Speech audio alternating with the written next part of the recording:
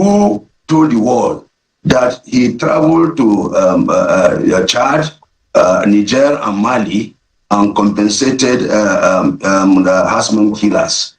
And the same man today is coming out to say that it is wrong to pay compensation to bandits. Now, in the history of this bandit attacks in this country, El-Rufai had been the first person to, demonstrate the idea of paying compensation to bandits. And hello and what's up, guys? In this video, an angry Hausa elder has come out with a shocking revelation that is shaking northern Nigeria. He claims that the very first idea of paying bandits did not start today, and it did not start by accident. According to him, it was first demonstrated openly by a powerful Fulani politician, someone who was once in charge of the whole state.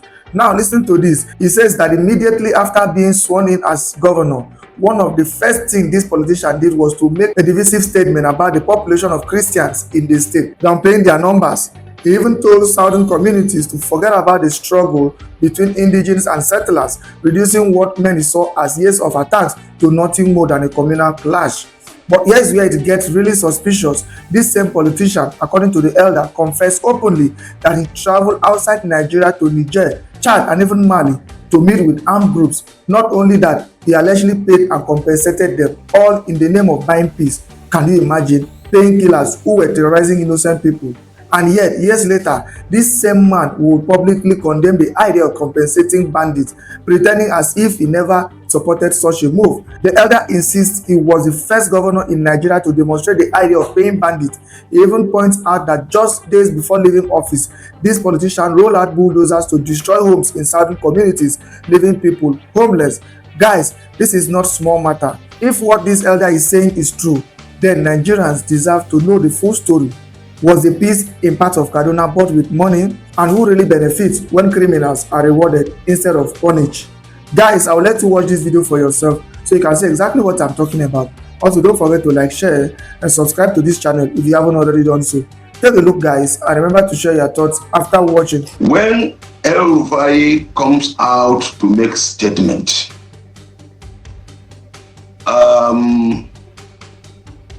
I feel a sense of sympathy for him. This is a man who had been described by former President Obasanjo as a pathological liar and a madman. Each time everybody comes out to conduct himself, he continues to prove this character well said by President Obasanjo about him. El-Rufai, no sooner he was inaugurated as governor of Kaduna State, among the first utterances he made was that there are only 30% Christians in Kaduna State. And he didn't stop there. He went to say that the Southern Kaduna people should ignore the issue of indigenous and settlers dichotomy. That is his panacea for peace, alluding that the attacks in Southern Kaduna were something of a communal clash. Yet it is the same El-Rufai who told the world that he traveled to Chad, Niger, and Mali and compensated the harassment killers. And the same man today is coming out to say that it is wrong to pay compensation to bandits. Now, in the history of this bandit attacks in this country, El-Rufai had been the first person to demonstrate the idea of paying compensation to bandits. And for him now to come and condemn it, is the governance of El-Rufai. El-Rufai see governance as a license to do and undo. Here is a man, few days to his departure as a governor, rolled out bulldozers to a community in southern Kaduna and started pulling down houses. You see, he has confirmed the character ascribed to him as a madman. And Mr. Terabakato, I do know, in all honesty, that there is no love lost between the people, Sokapu, your union, and the former governor of your state. However, I'm still going to request that you mind the choice of words that you use. You made reference to former President Olusegun Obasanjo saying that he described him as a pathological liar. Now, the former governor of your state served as a minister. It's unclear what happened between himself and the former president.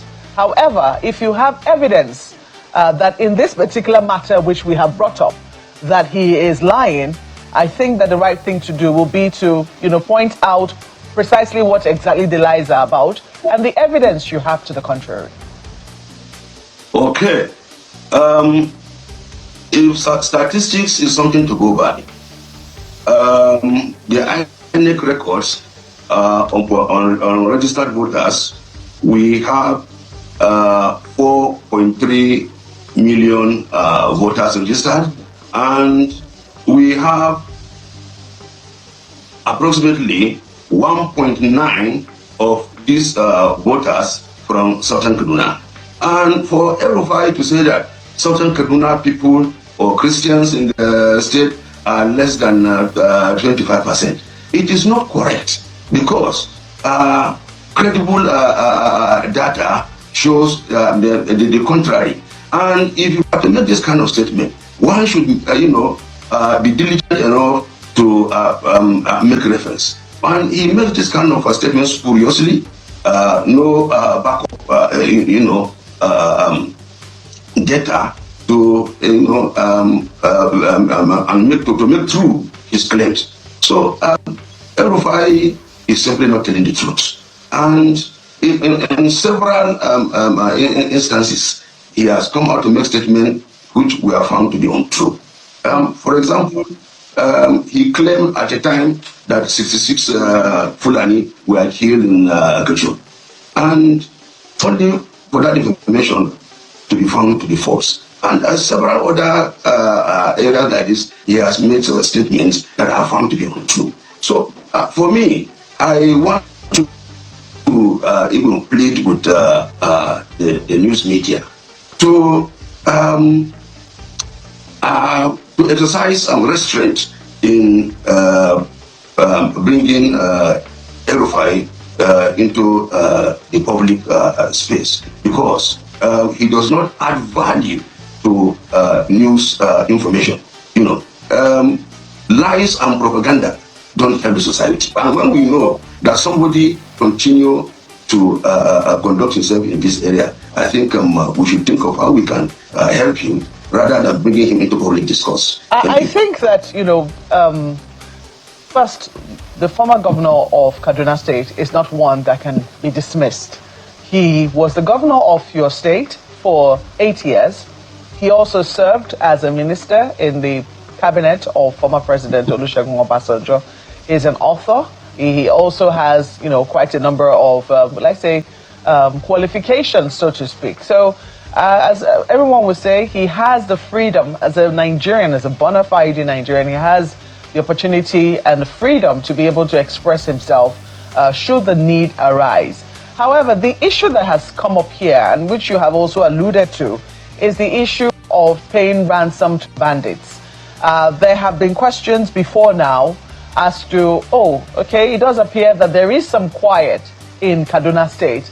And he attributes that, it would seem, to the payment of ransom to bandits. Yes, indeed, he had acknowledged, and this was not something that was very well known at the time, when he granted an interview to Channels Television, precisely Sunrise Daily, when he did tell us that to bring peace to Kaduna State, he had to pay some people who were aggrieved, compensation, it would seem, to some people who were aggrieved at the time, because according to him, their cattle and some of their people were caught up in a crisis, in the post-election crisis that was happening in Nigeria at the time. And he said that those people, just so as to buy peace, it would seem, he had to pay some compensation. He was the one who said it openly. And much later, when it was seen that that policy did not work, or when it was seen that other governors in that area, in the northwest area of Nigeria, were coming together to, will I say, compensate bandits, he opted out of that narrative because, according to him, that experiment had not worked. In this instance, he is saying that it would seem that part of the reason why there's been some quiet is that bandits are being settled. According to him, bandits are being kissed. That's what he said. Now, the thing is, if that is really the situation, don't you think that the people of your state, the people of Nigeria, are owed the truth, clarity in this instance?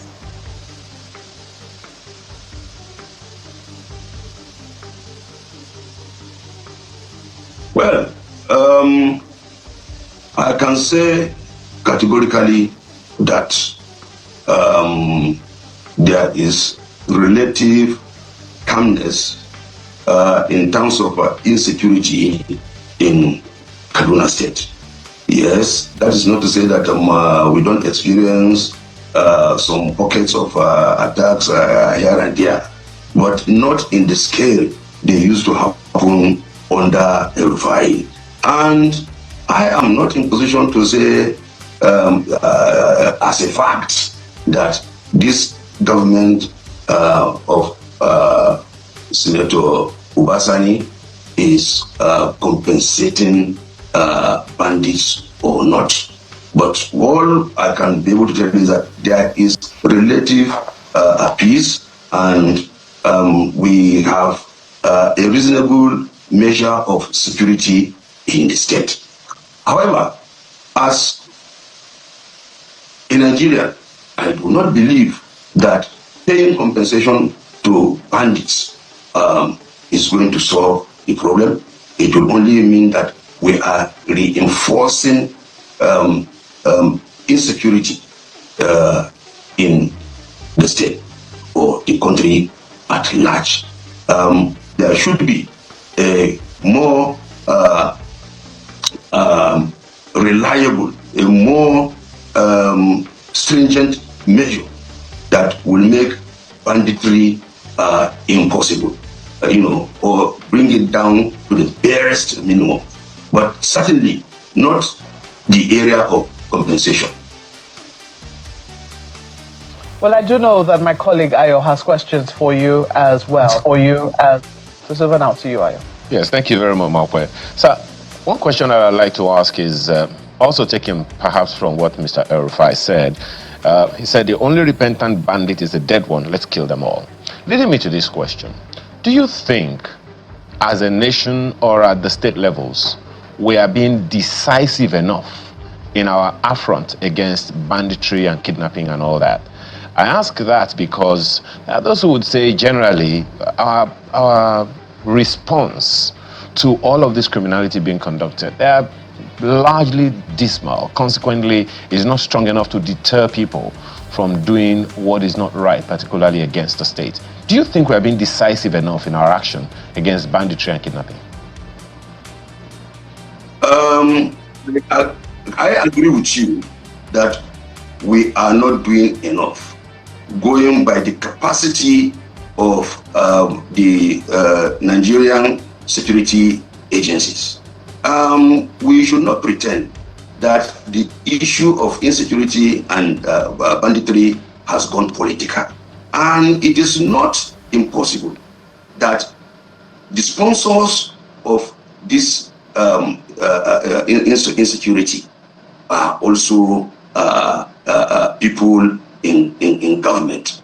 Otherwise, how do you explain it? Here we have security personnel that perform wonderfully abroad and only to appear handicapped in dealing with local insecurity.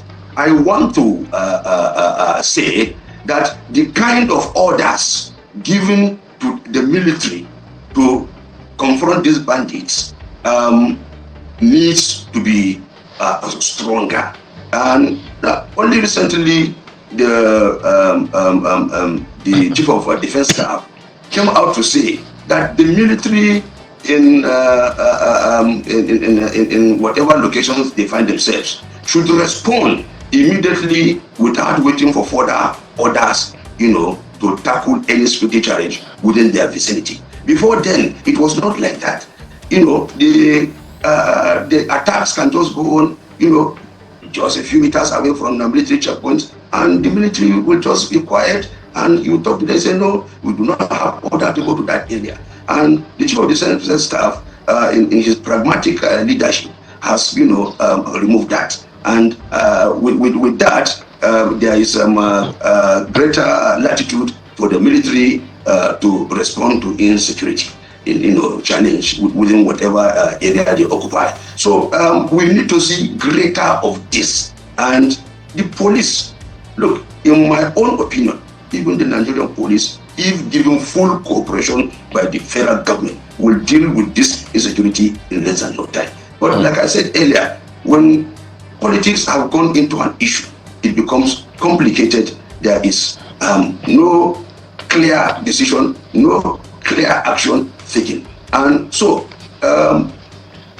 we as Nigerians should continue to voice out, because these people are within our communities, those in government positions within our communities. We continue to voice out and mount pressure on them until they cave in to our own pressure and desist from the unpatriotic acts they are unleashing on Nigeria. Look, please, let's not pretend about it. This is what is happening. So those who are behind this insecurity, they should be made to back down.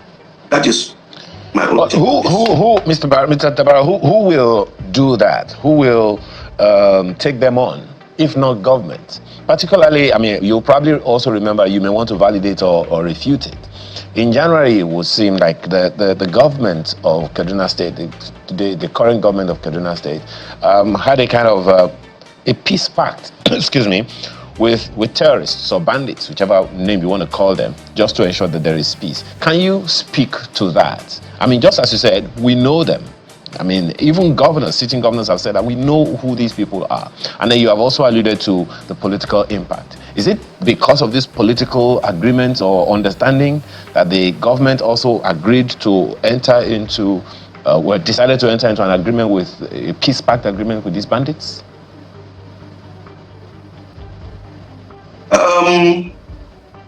Continued engagement with these bandits in the name of peace pact, what have you, is simply reinforcing their campaign. And I can tell you, it is more or less like affirming to them that they have established an industry that the government will continue to reckon with. This approach is not going to give us the needed result. What will give us the needed result is a comprehensive pack of action that will make banditry impossible.